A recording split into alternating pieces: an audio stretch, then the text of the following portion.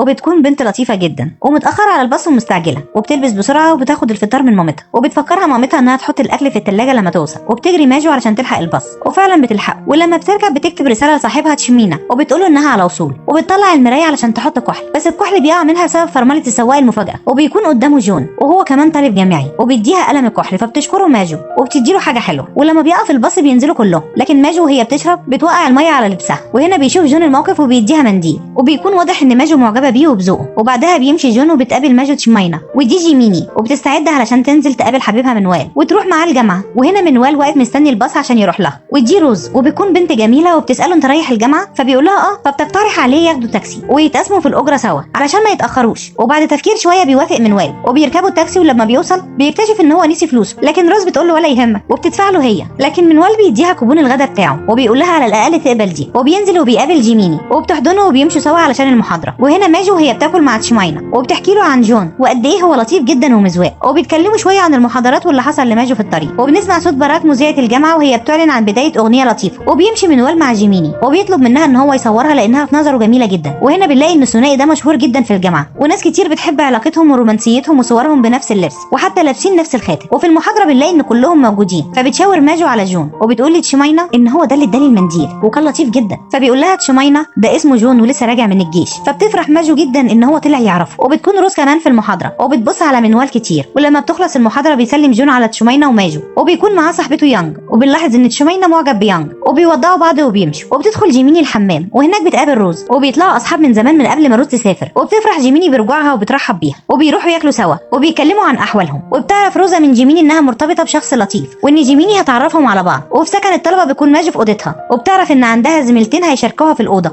وبالليل بيتجمعوا الثلاث بنات وبيتعرفوا على بعض، وبنعرف ان زميلات ماجو هما جيميني ومينج. وبعد ما بيتعرفوا على اسامي بعض بتقول لهم مينج انها مريضه سكر وانها تاخد انسولين كل يوم، فمحدش يستغرب من الحقن اللي هي بتاخدها، وان احيانا بيجي لها غيبوبه سكر، وفي الوقت ده بيكون محتاجه ان حد يديها عصير مسكر مش اكتر من كده، لكن لو فقدت الوعي بتطلب منهم يطلبوا لها الاسعاف فورا. وبيتكلموا عن الدراسه، فبيكتشفوا ان كلهم في نفس القسم وفي نفس مواعيد المحاضرات، ودي حاجه بتحمسهم اكتر للدراسه لانهم مع بعض هيشجعوا بعض. وبتعزمهم مينج على الاكل وبتطلب ماجو الاكل وبياكلوا سوا وهما مستمتعين. اما تشمينا فبيلاقي هو كمان عنده 2 مشاركينه في الاوضه بتاعته، وهناك بيتعرف عليهم. وبنعرف ان منوال معاه جيل، وكمان بيعرفوا ان هما في نفس القسم وفي نفس مواعيد المحاضرات. وبنلاحظ ان زميلهم جيل مهووس شويه بالنظافه، وبيطلبوا اكل وبياكلوا سوا وبيكونوا صداقه مع بعض. وبالليل قبل نومهم بيكتشفوا ان في شخص مجهول اعترف بحبه على ابلكيشن الجامعه عن طريق رساله مضمونها انه حب من اول نظره على الاغنيه اللي اتذاعت النهارده. وبيشوفوا الولاد والبنات ان الرساله دي في منتهى الرومانسيه، وبيبدا كل واحد فيهم يراجع يومه وبيفكر ان الرساله دي مكتوبه له هو. وروزا بتفكر ان دي رساله من منوال، وبيفكر جون انها رساله من ماجو اللي بتكون بتفكر في جون برضه. وبتقلب الرساله دي حاله طلبه لكنها بتخلق حاله من البهجه في قلوبهم. وتاني يوم في المحاضره بيتجمع الكل، وطبعا بيكون بينهم كلهم شكوك بسبب الرساله. وبعدها بتروح ماجو تقابل تشمينا وبيقول لها انه عمل ابلكيشن شغال فيه من فتره بيخلي الناس اللي بتتكلم لوحدها يتعرفوا على الناس في نفس ذوقها وياكلوا مع بعض. وبتحب ماجو الفكره جدا وبتنزل بوست بلينك الابلكيشن، لكنها بتكتب عنوان ارتباطها بمغني مشهور. وبيسالها تشمينا عن سبب العنوان، فبتقول له علشان يلفت الانتباه. وبتجرب ماجو الابلكيشن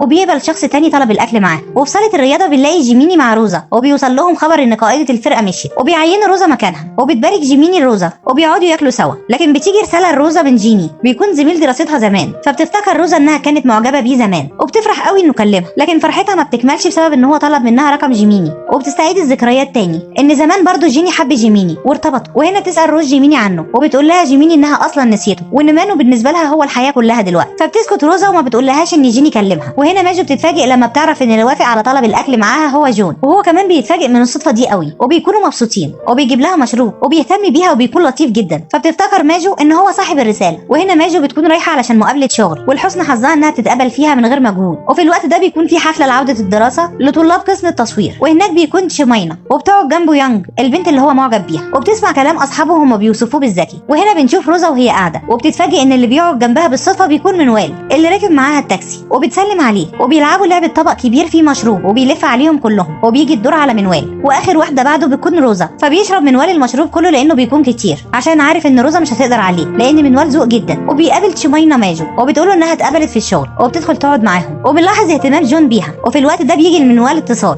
وبيقوم، فبتقوم روزا وراه وبيكون في عربيه هتخبطها، لكن بيلحقها منوال وبيشدها. وفي اللحظه دي بتشوفه جيميني فبتروح لهم وبتعرف روزا ان هو ده حبيبها، فبتبتسم روزا وبتودعهم علشان تروح بيتها، مع انها بتكون محبطه جدا لانها معجبه بمنوال. وبنشوف تشيماينا مع ماجو وجون وهم مروحين، وفي الطريق بيتكلم تشيماينا عن امنيته في انضمامه لفريق مارفيل، فبيقول لجون ان ممكن يساعده في انه ينظم له مقابله هناك لان باباه يبقى رئيس الفريق، فبيرحب جدا بالفكره. وفي طريق منوال وجيميني بيبان حبهم لبعض في هدوء الليل وهما ماشيين، وبيطلب منها منوال انه يصورها لكن بيفاجئها وبيبوسها. وبتكون ماجو بتتكلم مع تشيماينا وبتقول له انها مش مرتاحه ليانج لكن هو بيعتبرها غيره، فبتتراهن معاه مين هيرتبط فيهم الاول لانها معجبه بجون جدا وهو معجب بيانج. والصبح بتلاحظ جيميني ان ماجو مغرمه، فبتسالها وبتقول لها انه باين عليها، وبتعترف ماجو انها معجبه بجون، وجيميني بتقول لها انهم لطاف مع بعض، وبتمشي عشان تلحق تدريب الفرقه. اما مينج فبنشوف انها جربت الابلكيشن وبتاكل مع جيل اللي بنلاحظ هوسه بالترتيب وهو بيرتب الاطباق والمعالق، وبيكون باين جدا ان اللقاء فيه توتر شويه. وبتشترك ماجو مع جون في فريقه علشان تكون قريبه منه اكتر. بتقابل جيميني روزا اللي بنعرف انها معجبه بمنوال وبتحاول تتقرب منه، فبتعرف جيميني جدول محاضراته وبتغير مواعيدها علشان تبقى معاه. وبالليل بتتجمع ماجو وجيميني ومينج مع تشيماينا وجيل ومانو وبياكلوا مع بعض كلهم وبيتكلموا علشان يتسلوا. وبتشوف جيميني ان في حد منزل بوست فيه صوره منوال وروزا لكن هي ما بتهتمش، وبتقول لهم ان هي كانت معاهم وان هو كان بيشدها عشان ما تعملش حادثه مش اكتر. والصبح مينج بتتعب جدا وبتحاول تدور على عصير، فبتقابل جيل وبتاخد منه العصير اللي معاه وتشربه، وبتقول له انها هتعزمه على العشاء لانه انقذ حياتها. لكن جيل ما بيبقاش فاهم هي تقصد ايه. ورئيس ماجو في الشغل بيستعمل الابلكيشن بتاع تشيماينا، ولما بيروح الميعاد بيقابل بنت جميله جدا لكن هي لما بتشوفه بتعتذر وبتسيبه وتمشي، وده بيسبب له احراج وغضب، وبيخرجوا عن طريق كتابته لتقييم سيء عن الابلكيشن، وده بيزعل ماجو وتشيماينا لما بيشوفوه. وتاني يوم بتكون روزا مع منوال في المحاضره وبيقع عليها الروج بالغلط بيبوظ لها لبسها، فبيديها منوال القميص بتاعه عشان تلبسه وتداري بيه اللي حصل للبسها. وبيروحوا عند جيميني وبتسالها عن اللي حصل للبسها، فبتحكي لها روزا عن اللي حصل. وتاني يوم بتشوف الطلبه بتتفرج على اعلان روزا اللي صورته معاها الكليه علشان تتكلم على عرضها بصفتها قائده الفريق، وكمان بيصوروا مع جيميني لانها مشهوره. فبتتضايق روزا لما بتحس ان الطلبه مهتمه باعلان جيميني اكتر وبتحبها، وبتفتكر روزا جيني اللي حبته زمان بس هو كان بيتقرب منها علشان جيميني. وبتحس روزا بالغيره جدا وبترمي اللبس بتاع عرض جيميني في الزباله بعد ما بتوسخه علشان تعطلها عن العرض بتاعها. ولما بيجي وقت العرض جيميني ما بتلاقيش اللبس بتاعها وبتفضل تدور على اللبس كتير، وده بيخلي قائد العرض يتهمها بالاستهتار وبيضطروا يغيروا ملابسهم كلهم علشانها. لكن رغم كده الكل بيكون معجب بجيميني بعد ما بتعمل العرض، وده بيضايق روزا اكتر. وبعد العرض بتلاقي زميله جيميني اللبس بتاعها في الزباله، وبتروح تحذر جيميني بسرعه ان في حد بيحاول يأذيها، فبتقول جيميني روزا ما تقولش لمنوال لانه مشغول ومش حابه انه يقلق عليها، فبتطمنها روزا وبتديها هديتين لها هي ومنوال، وبتشكرها جيميني لانها لطيفه جدا. وبتروح علشان تاكل مع منوال في المطعم اللي بتكون شغاله فيه ماجو، وبتنضم لهم هي وتشيماينا على الاكل، ولما بيخلصوا بيروحوا سوا. لكن ماجو ما بتبطلش كلام عن جون، وبيلاحظ منوال وجيميني ان تشيماينا متضايق وبيفكروا ان هو ممكن يكون بيحبها، وبتبعت روزا رساله لمنوال وبتقول له يقابلها، وبتحكي له عن اللي حصل لجيميني وبتقول له ما يقولهاش. ومنوال وروزا في المحاضره وبتساعد روزا على الفهم، وبيكتشف ان هو نسي عيد جواز مامته وباباه، فبتقترح عليه روزا ان هو يبعت لهم تورته، وبتتصل بالمحل وبتطلب له الاوردر، وبيشكرها منوال وبتقول ان هو ممكن يعزمها على الاكل عشان جعانه، وبيوافق منوال وبيتصل بجيميني. وهنا بتتضايق روزا بس ما بتبينش.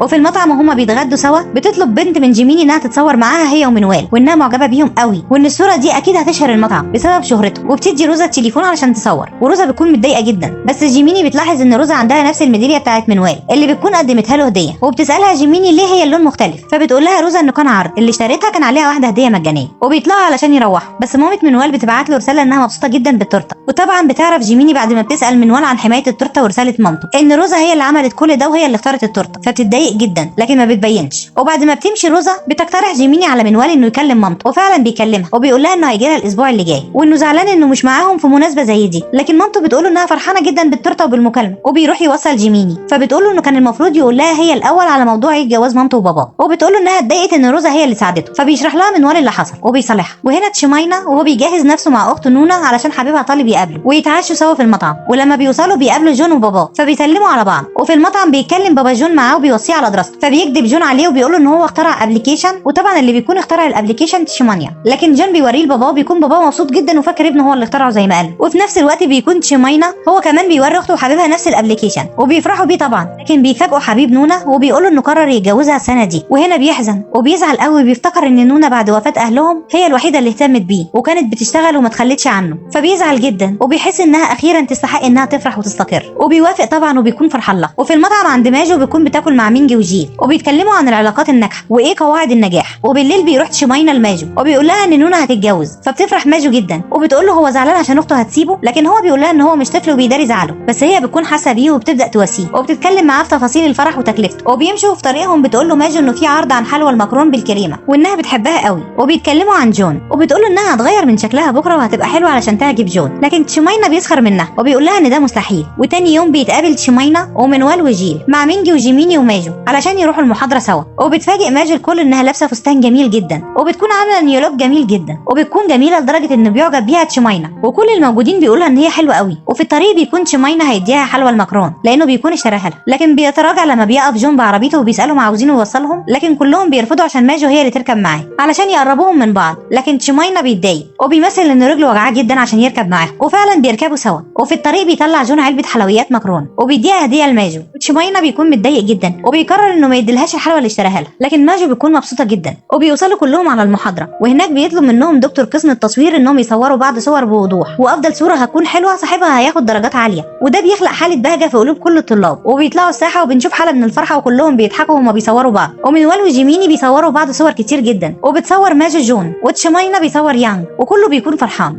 وبيتنافسوا كلهم. وبعدها بيعرض الدكتور الصور في المحاضره، وبتكون صوره جيميني جميله جدا، وبيظهر صوره مضحكه جدا لماجو، وتشيماينا هو اللي بيكون مسلمها، وبيضحك كل الطلبه بس ماجو بتتحرك، لكن بتعجبهم كلهم لانها بتكون طبيعي. وبعدها بتتعرض صور حلوه لمنوال، وبيكتشفوا ان روزا هي اللي مصوراها، فبتغير جدا جيميني وبتسالها، بس روزا بتعتذر وبتقول لها انها صورتهم سوا لكن اختارت افضل صوره لانها محتاجه انها تنجح في الماده، وبتقتنع جيميني بكلامها. وبيكون عندهم ميعاد بكره في معرض الصور، وطبعا بيعرض جون على ماجو انها تروح معاه وكمان يتغدوا بره، فبتفرح جدا ماجو، وبتعرض يانج على تشيماينا انه يروح معاه فبيوافق. وجيميني مع روزا وبتقترح عليها انها تروح معاه، وهي بتلعب في صاله الالعاب مع منوال، وبيروحوا فعلا هناك وبيقابلهم جيل وبيلعب معاه، وبيلعبوا كلهم سوا، وبيعلم منوال جيميني وبيكون مهتم بيها جدا بطريقه بتضايق روزا، مع ان روزا بتحاول تلفت انتباهه. وبعدها بيروح منوال وجيميني ياكلوا مع ماجو وتشيماينا، وهناك بيتكلموا سوا عن يومهم، وبيتكلموا كمان عن الصور الحلوه اللي صوروها لبعض النهارده، وبيلفت نظرهم ان صاحب بوست الاعتراف كتب رساله تانية، وبيكون مضمونها انه صور الشخص اللي معجب بيه النهارده، وخد كلام الدكتور حجه علشان يصوره لانه معجب بيه جدا. ومع البوست بيكون في مجموعه من الصور، وده بيصغر دايره الاحتمالات، وبيكون اللي في الصور جيميني وماجو ومنوال وطلبه تانيين، وده طبعا بيصغر دايره الشك بينهم. وتاني يوم بتجهز ماجو عشان تروح مع جون، وبتلبس افضل حاجه عندها وبتتمنى ان الدنيا ما تمطرش، وفعلا بتنزل وتركب معاه العربيه،